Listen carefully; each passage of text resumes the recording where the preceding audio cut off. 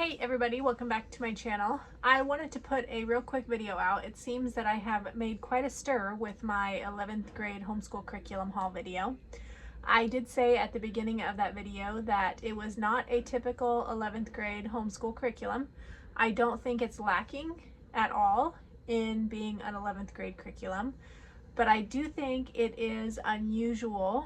It is not a lot of typical curriculum textbooks and workbooks. We did piece quite a bit of it together for him, but it's not lacking in educational content. It just may not be typical educational content, but I promise he will learn a ton from this curriculum that we have chosen for him. So I wanted to just give you a bit of insight into how I chose what to have him learn and use, how I go about deciding when my kids are ready to graduate, and show you my process for that. So in the states that we have lived in, there are no requirements for graduation from homeschooling. The parents get to decide when their child is ready to graduate. In the state of Missouri, where we currently live now, by the age of, the compulsory school age is 7 to 17, I believe. At the age of 16, the parents can quit keeping track of what their child is using for school. So basically they need to be learning, but we don't have to keep track of what they're learning. So it's very not specific. It leaves a lot of room for interpretation. It leaves a lot of room for the parent to decide what the child is doing and learning. And because of that, he is already 16. I really don't even need to require anything of him besides that he learn. But when we lived in Colorado and I had my first high schooler that I was homeschooling, it was very stressful. Everyone thinks it's so much more difficult than it actually is. I do believe that the curriculum my son will be using this year for his 11th grade year is more rigorous than what he would be getting in public school. But I wanted to show you from when we were in Colorado and my oldest daughter was graduating, what I did to decide what classes she needed to take, how many credits she needed to graduate, and all of that. I have printed this cumulative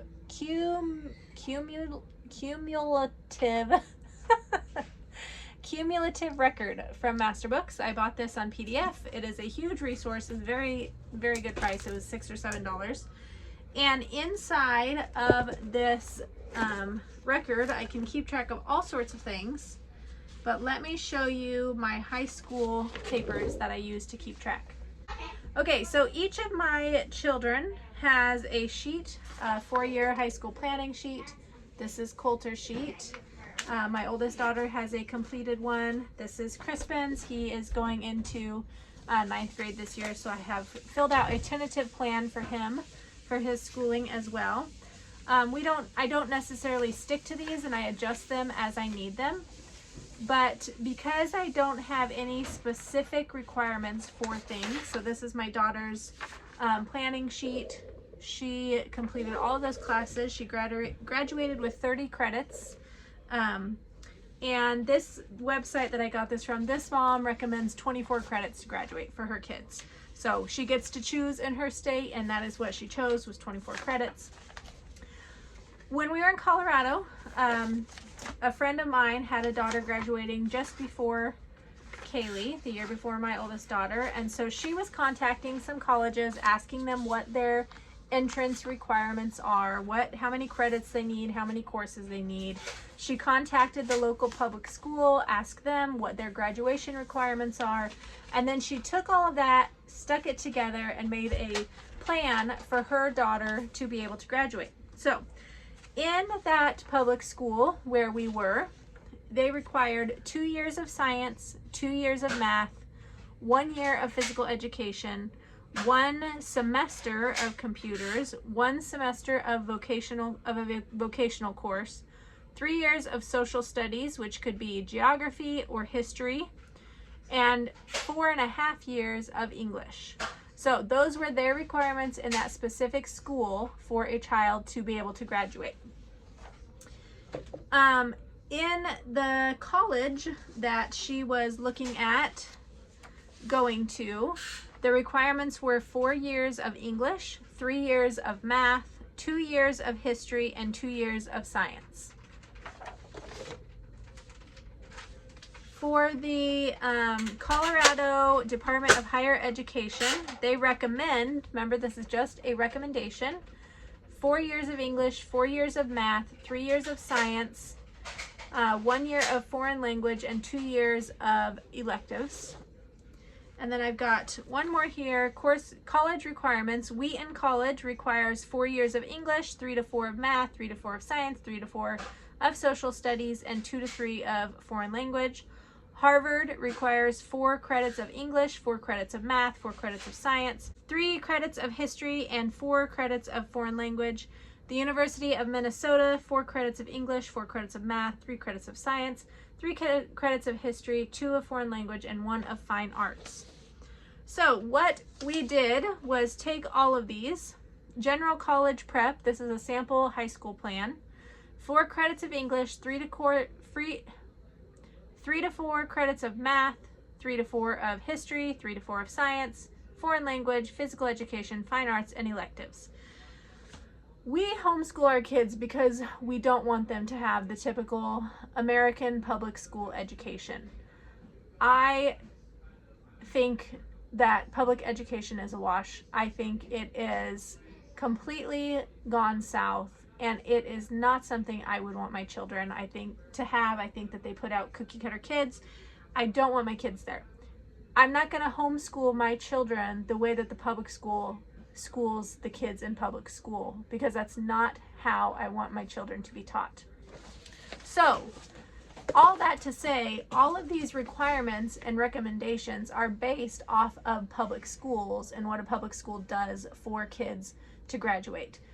I can take them as an idea. If my son was going to college, we would really look at these and decide what is best for him to be able to get into the college he's going to.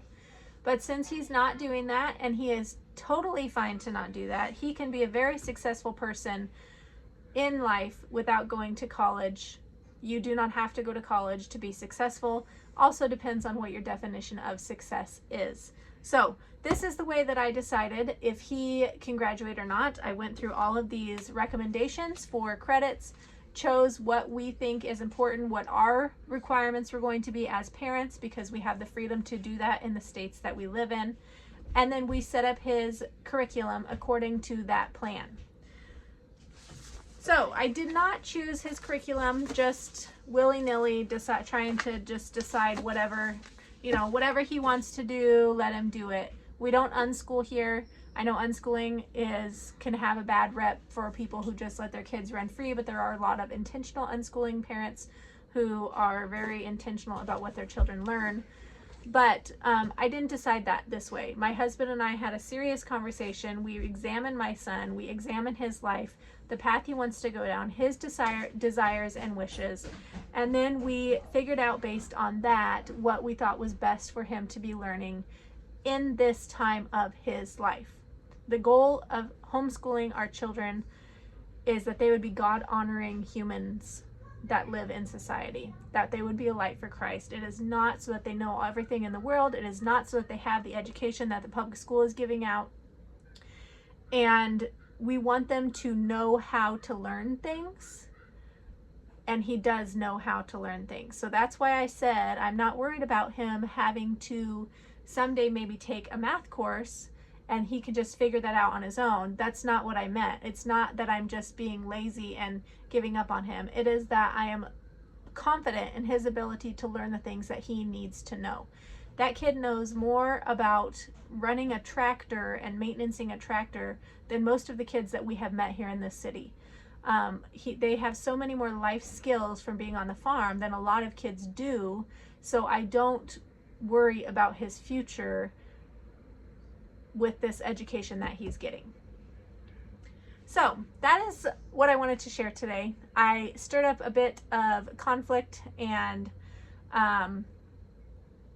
wanted to clarify where we get our information for deciding if our children can graduate or not.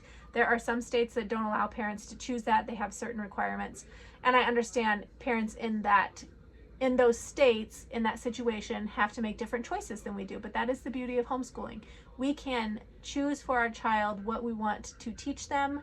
They can learn what they want to learn on the side of that, and they have a beautiful education that honors the Lord. In this case, we want him to honor the Lord in what he's learning in his life, in his businesses, in his future. And so this is why we chose to school him with the books and the curriculum that we chose. So I hope that that was helpful for anyone who had questions. If you have any more questions, leave them in the comments. Make sure you are kind, because I will just delete your comment and your question will not get answered. So make sure you're kind, leaving your comments, and thanks for watching. I will see you next time. Bye-bye.